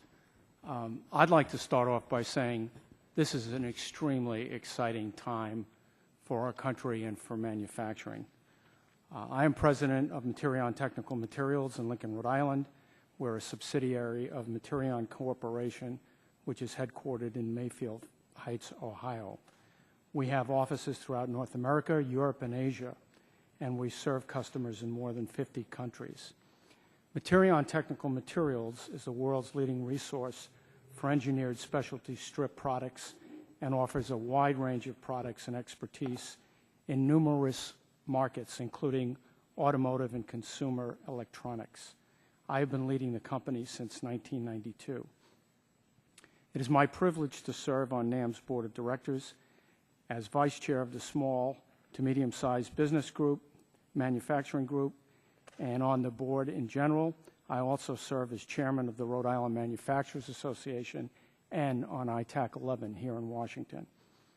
I'd just like to make a quick statement about what creates jobs, and a critical component for sustained economic recovery is job growth. With 95% of the potential consumers out of the United States, manufacturers everywhere have to compete globally. The way jobs are created is we go out and we have to compete for that global business. If we're competitive, we book the business. If we book the business, we have to make things. If we make things, we hire people. Very simple. Manufacturers have been proud to be leading the nation's economic recovery with increased productivity, renewed investment, employment, export, and innovation. As we've heard many times today, we're the top manufacturing economy in the world, accounting for 21% of global manufacturing. Nonetheless, we remain extremely concerned about the challenges facing us in the United States. It's 20% more expensive to manufacture product here. If you look at that 20% and add China's currency manipulation, we come out of the box at a 60%, in some cases, disadvantage, not to mention the trade barriers they're putting up. As president of a small business, I deal directly with these costs on a daily basis. I have an email on my laptop about a new opportunity in China. Their trade barriers are quite likely going to prevent me from getting that opportunity. It's for a small company called Apple. That's 2 to 5 jobs right there. I'm not going to be able to get potentially. So the situation on a global basis and the uncertainty really, really hurts our ability to create jobs. We created roughly 150,000 jobs in manufacturing in the last 4 months. If you look at the multiplier, which has been estimated to be anywhere from 2 to 4, you could be talking about 600,000 jobs. In order for us to continue to drive and create these jobs in this country, we need Congress to help us get more competitive. It's all about global competition. There are 4 goals the NAM has put together for economic growth. I would defer you to read those goals. I'm trying to move as quickly as I can to get through everything here. But the United States needs access to global markets to enable us to get and reach 95% of these consumers who live outside our borders.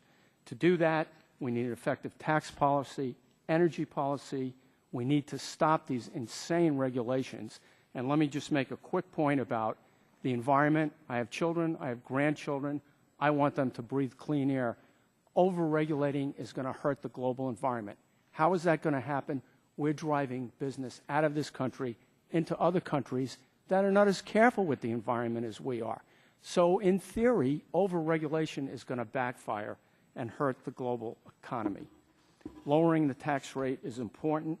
The Ex-Im Bank is another important parameter that we need. We need FTAs. I want to make a quick statement about FTAs. The FTAs we have in place actually have trade surpluses. As a matter of fact, over the past 4 years where we have FTAs in place, we have a cumulative trade surplus of $120 billion. That equates directly to jobs.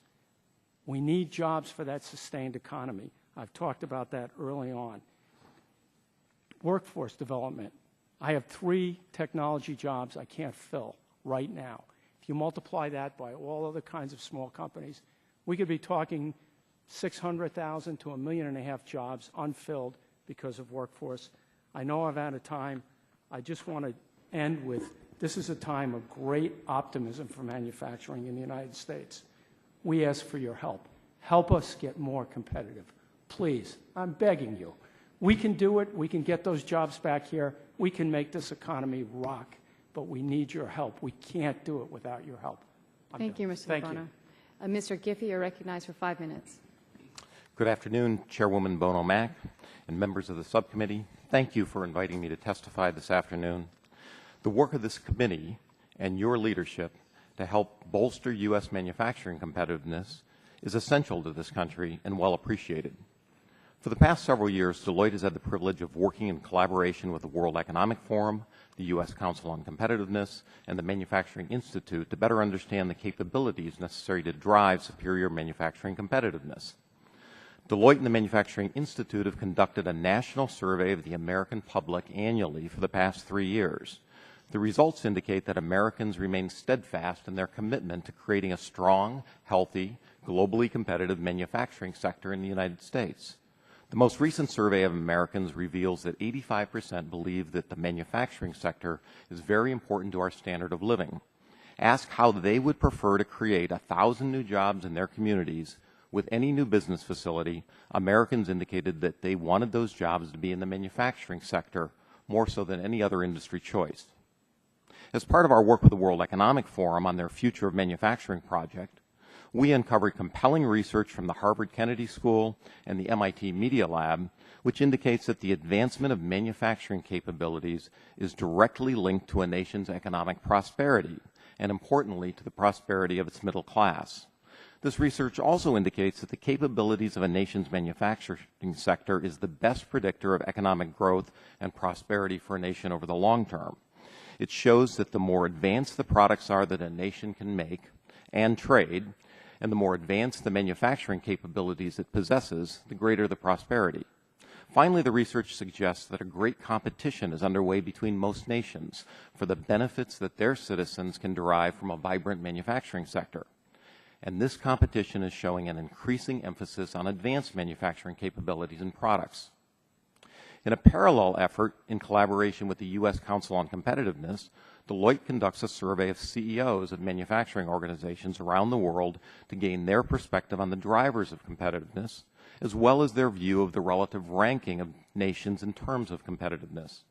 In addition, we conducted a series of one-on-one interviews on behalf of the Council with CEOs, labor union leaders, university presidents, and the directors of some of America's national laboratories over the past 18 months. Many of the leaders participating in those interviews described the critical relationship between manufacturing and innovation in an ecosystem that extends to include community colleges, universities, national laboratories, and the private and public sectors. And they refuted any notion that America can maintain its competitive advantage in research and scientific discovery over the long run without also maintaining strong capabilities in manufacturing. They must go hand in hand. Not surprisingly, all of these participants identified talent-driven innovation as the key driver of a country's competitiveness, while also noting the growing skills gap in America as one of the most concerning challenges affecting the U.S. According to a recent survey of U.S. manufacturers conducted by Deloitte and the Manufacturing Institute, 67% of executives reported moderate to severe shortages of qualified workers for open positions, translating into more than 600,000 available jobs that can't be filled today, simply because employers can't find workers with the skills they need. America's secret sauce for success must lie in a workforce where at all levels it is equipped with the science, technology, and math backgrounds necessary to compete with the very best, and the creativity and leadership to be solution pace setters for the world. A common theme across all of this research, the Council's Ignite series of recommendations to policymakers from U.S. business leaders, university presidents, national laboratory leaders, and labor union leaders, the input from the American public in our unwavering commitment report, or the perspectives on the future of manufacturing from our work with the World Economic Forum is that the U.S. needs a comprehensive competitiveness strategy for the 21st century. And we will need an effective public-private collaboration, resulting in the United States being consistently recognized as the leader in workforce talent, in innovation, energy availability and cost, and in business climate. Actions that facilitate that collaboration across all the stakeholders will enable the U.S. to drive high-value job creation and economic prosperity for generations to come. Thank you for this opportunity. I look forward to addressing your questions. Thank you, Mr. Giffey. And Mr. Tyndall, 5 minutes is your time. Good afternoon, Madam Chairman, members of the committee. Thank you for the invitation to share my experience at your hearing today. My answer to your question, can American manufacturing thrive again, is a strong yes. Let me explain.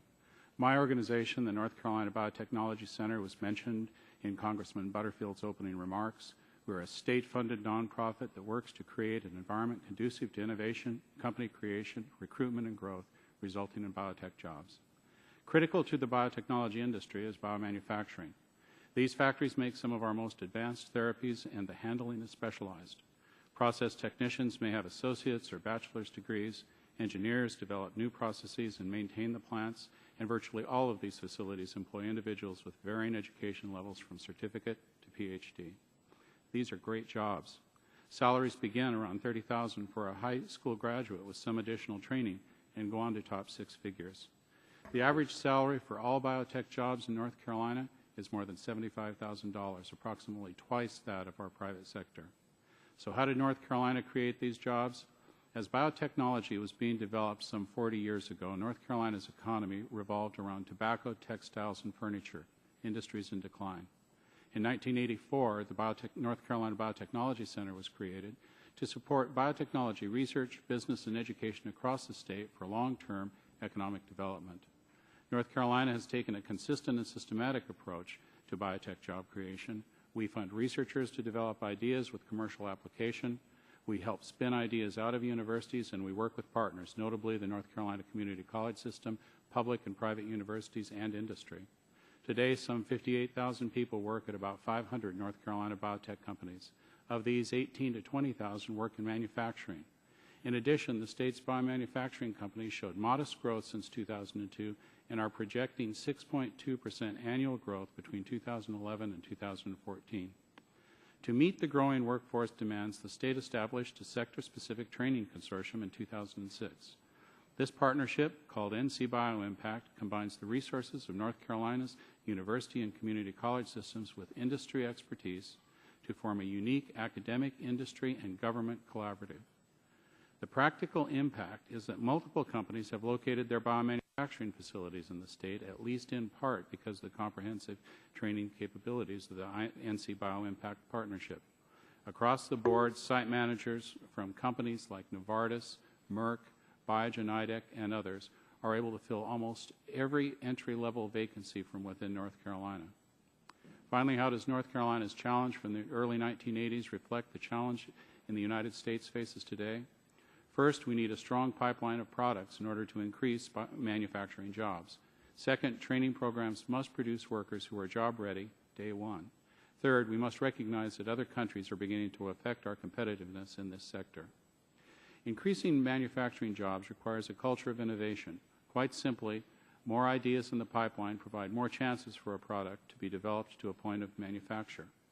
Certainly, this concept holds true for biotech products, but also can be applied to many of the new knowledge-based industries that will require advanced manufacturing to develop and produce new products for their industries. Second, these biomanufacturing jobs require a different skill set than the assembly line jobs created at the turn of the previous century. In North Carolina, our training programs work to complement one another and stay in sync with industry needs. But success in these jobs also requires strong STEM education as early as possible. Third, the competition and pressures for this industry are global. In North Carolina, one biotech job yields 4.6 total jobs, according to the Battelle Institute. Everyone wants these high-impact jobs, and it's not just other U.S. states in competition for these jobs. Increasingly, all of our states are competing against a growing international contingent of biotechnology clusters. In summary, Madam Chairman, I believe manufacturing can thrive and continue to create jobs in the U.S. The infrastructure that supports these high-tech manufacturing centers lies in our education system and our capacity to innovate and develop new products, not just biotech products, but products from new and emerging high-tech industries as well.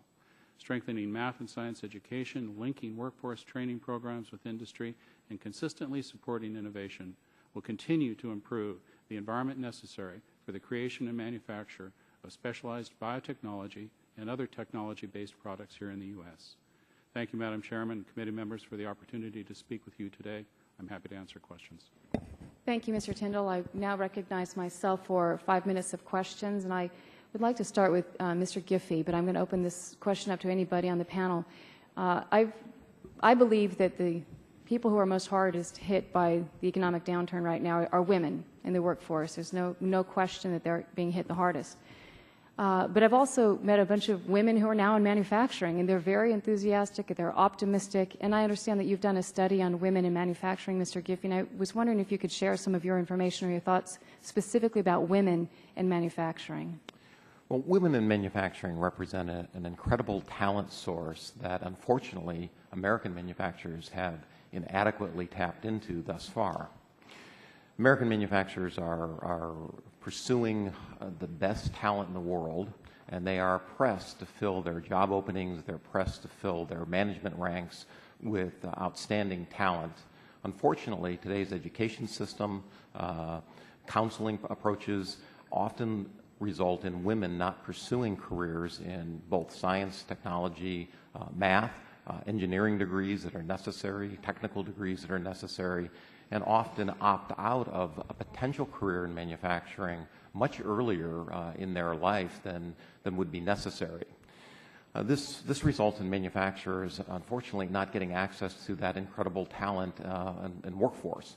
And I think more can be done, more will be done to both encourage women in our primary and secondary schools and our universities to pursue the careers that can lead to a very productive career in manufacturing and a contributions to this country. It would also help U.S. manufacturers solve one of their largest issues, which is getting enough talent into their organizations to drive their competitive capabilities. Thank you. Does anybody else care to comment specifically on women in manufacturing? Mr. Lubrano? Yes, I would agree with that. I think the problem is not that there aren't women in manufacturing, especially high technology manufacturing. I think the problem is we can't find anybody with the backgrounds and technology expertise that we need.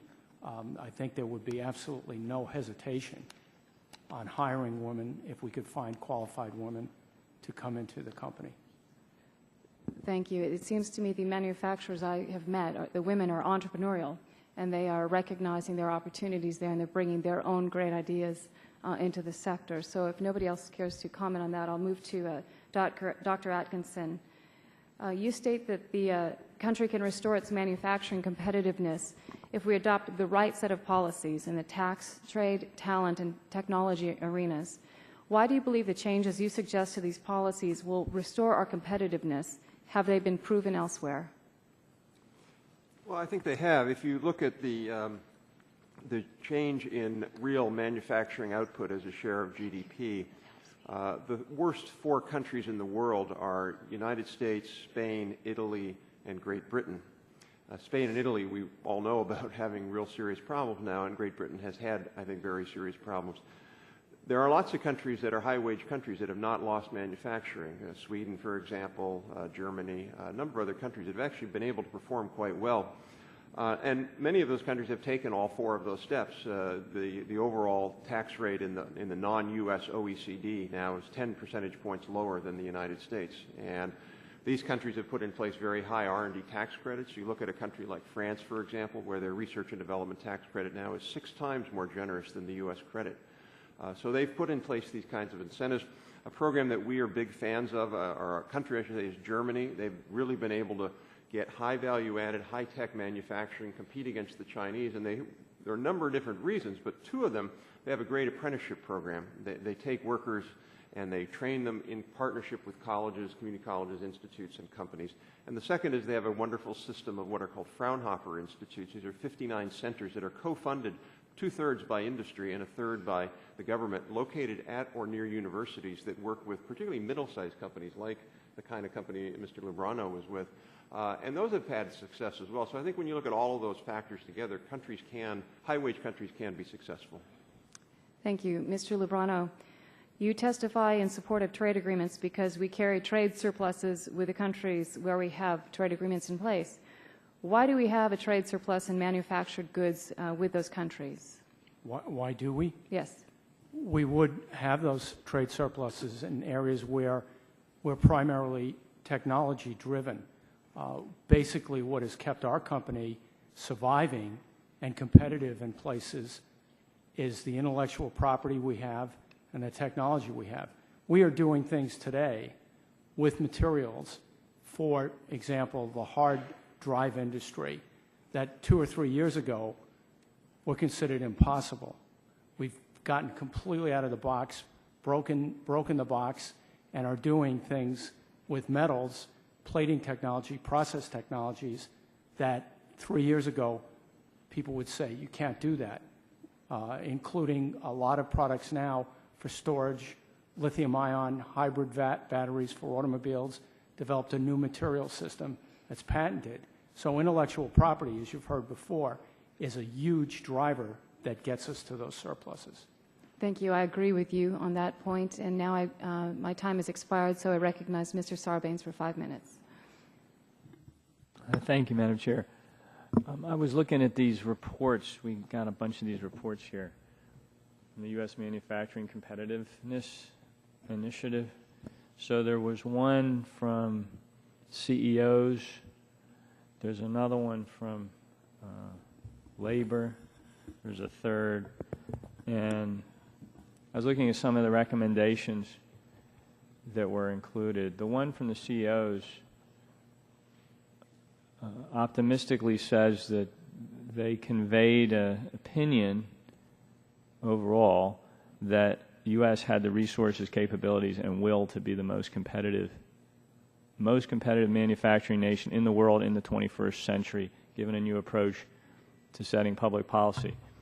And then what I found interesting is the first recommendation here, or the first principle, was from the CEOs, was policymakers should strive considerably less to create a single specific concrete industrial policy for the future of U.S. manufacturing, and instead seek to develop achievable goals, et cetera, et cetera.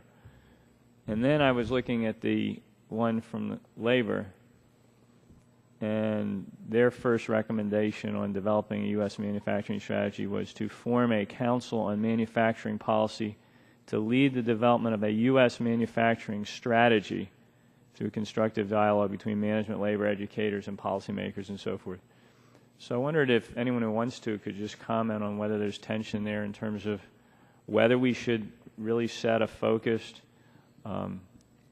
strategy and policy on U.S. manufacturing and have real structure to that over time.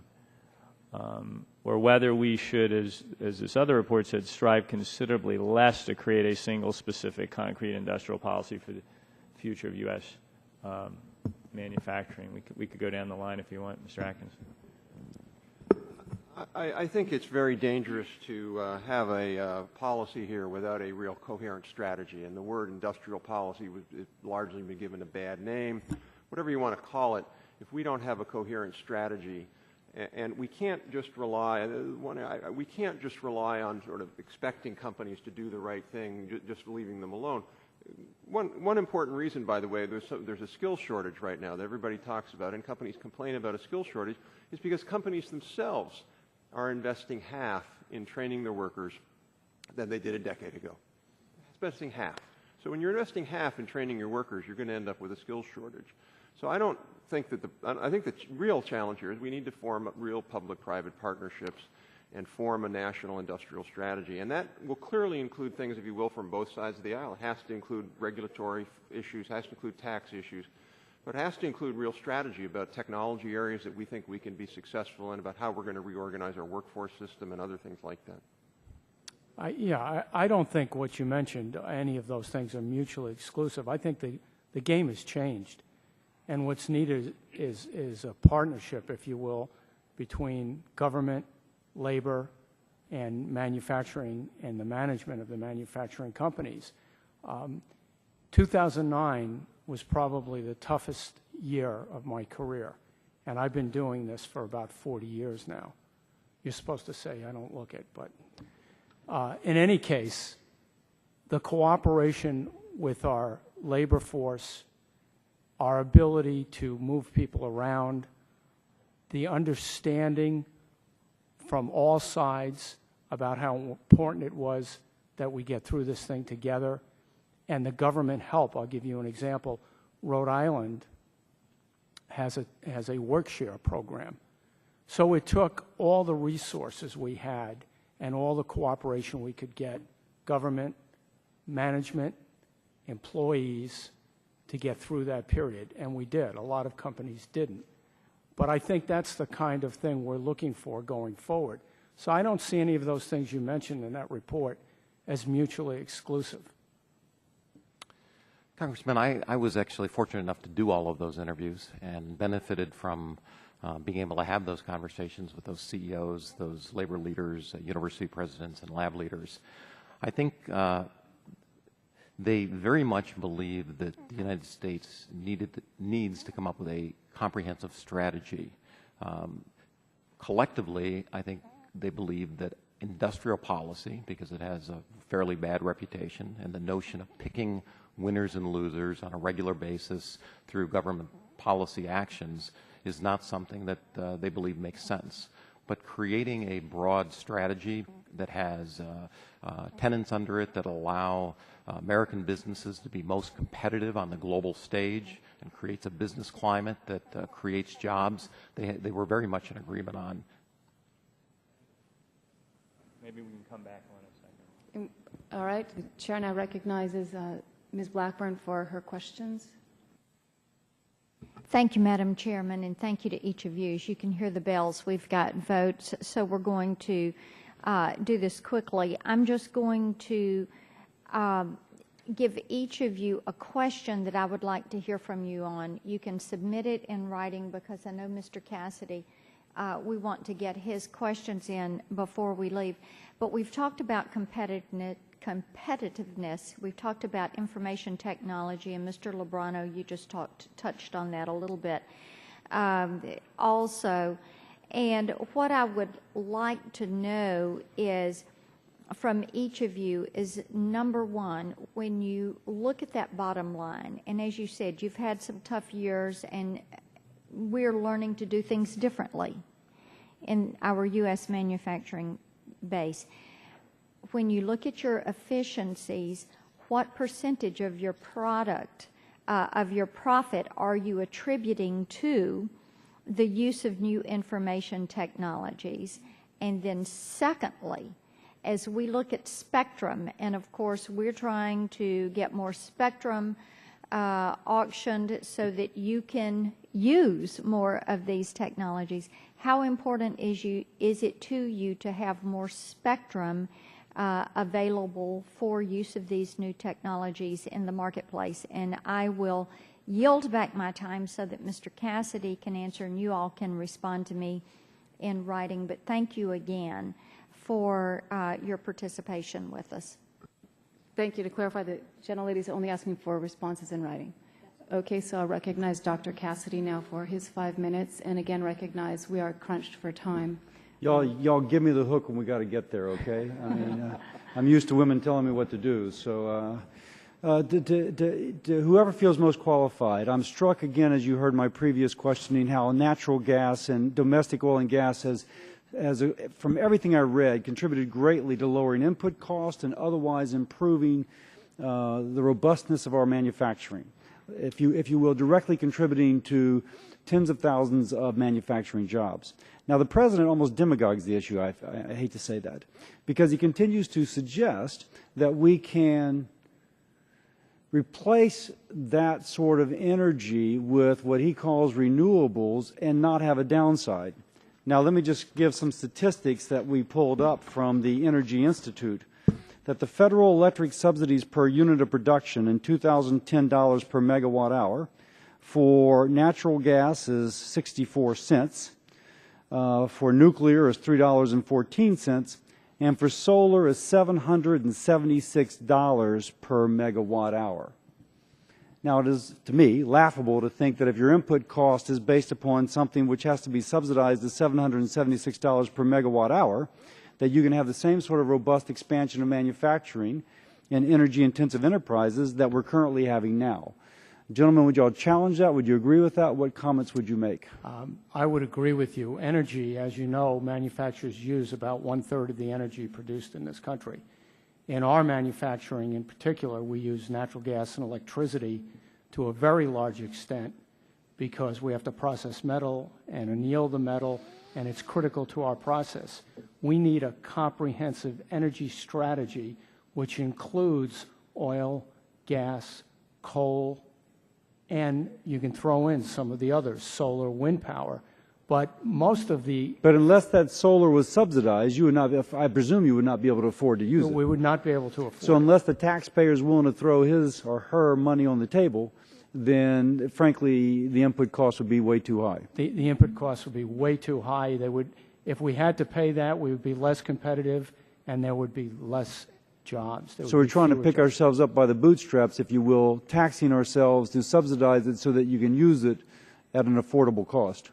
Well, I think that's a bad idea. I think what we need to do is develop what we have. I'd like to see the XL pipeline. That's critical.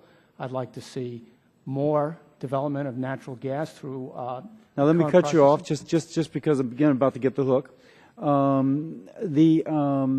heard an energy analyst tell me recently that the direct, in fact, maybe the Price Waterhouse or another thing, that the low cost of natural gas may increase our GDP by 1.1% in 2013, which is really quite remarkable. That's an increase. Our GDP. Increase Yes. our GDP. You all agree with that? I would agree with that. Absolutely. Okay. Well, I think we need to go. Thank you all very much. I have more to ask, but we're obviously hurried. Thank you all. Thank you. I thank the gentleman. I apologize that our time is so short today. I think we've squeezed a lot of terrific information in between the series of votes, and I would clearly like to thank our distinguished panel. It has been a great discussion about the future of manufacturing in America. Clearly, more and more companies are beginning to rethink their strategies and business plans for the coming years, and I sincerely hope that our subcommittee, working closely together, can give them a reason to make Made in America matter again. I ask unanimous consent to include in the record of the hearing 4 reports published by Mr. Giffey's firm on various aspects of manufacturing to which he had referred to in his testimony. I remind members that they have 10 business days to submit questions for the record, and I ask the witnesses to please respond promptly to any questions they receive. And with that, the hearing is now adjourned. Thank you, gentlemen.